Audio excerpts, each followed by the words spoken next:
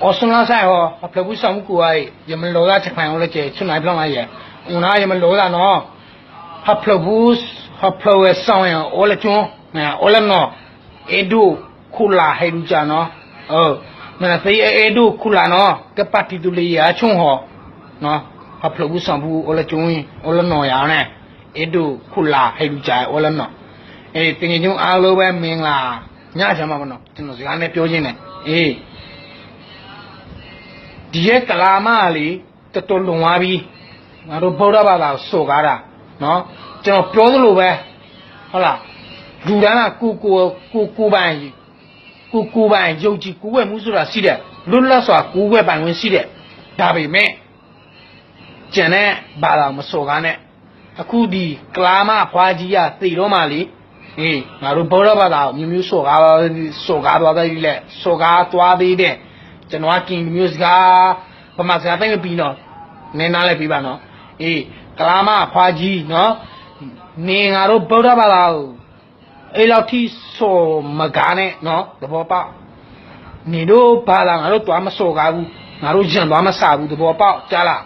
နော်နေပမာစကားလဲပြပြောတတ်တယ်ငါထဲတော်နေပြီသေးတယ်နော်ဖွားကြီးနော်သဘောပေါက်နေ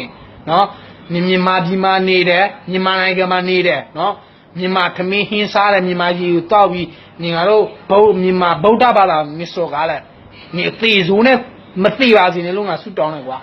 ဒါပဲငါစကားပြောမယ်ကျန်ငါစစ်ဝေးမပြောဘူးနော်ပြီးကြတော့အချို့ကရင်နေလူမျိုးပြောစားနည်းနည်းရှိတယ်နော်ဒီကနေတရားပဲပြောမယ်အဲ့ဒီကလာဟေရူဂျာဘင်္ဂလားလီနော်ကိုနေတို့ထောက်ခံတယ်သူတို့ငါတို့ပြောတာနေတို့ကကာစီတို့နာနေရဆိုရင်လေနေတို့လည်းသူတို့နဲ့တူသွားနေလားသဘောပေါက်လားနော်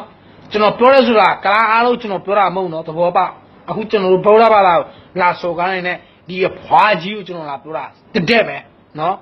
အချုပ်ကလားတွေရှိတယ်ငါတို့မြန်မာပြည်တိုင်းသားတွေနဲ့ဟုတ်လား